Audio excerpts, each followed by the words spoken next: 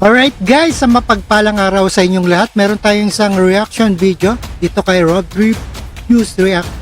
At ito nga, PBBM sa posibleng Senate run sa tatlong Duterte sa 2025 election.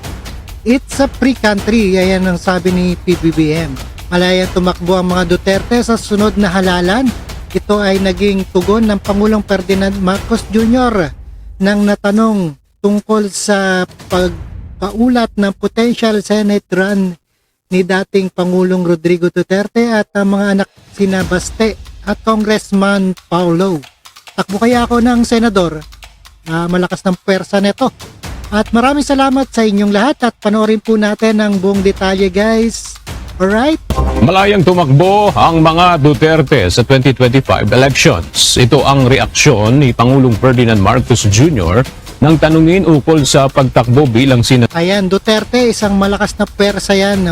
Kaya naghahanda na ang sila PBBM. Ni na dating Pangulong Rodrigo Duterte at mga anak niya na sina Davao 1st District Representative Paulo Duterte at Davao City Mayor Sebastian Duterte. Kung saan ayon kay Vice President Sara Duterte, napipisil din ang pagtakbo bilang Pangulo ng bansa si Mayor Baste. Ayon kay PBBM, maaga pa naman. Ayan, pwede rin si Baste maging Pangulo para may bakal na kamay. Kung tutuusin na pag-usapan ang 2028 presidential elections. A free country, they're allowed to do what it is they want. I really have no reaction to it. Besides, it's still early.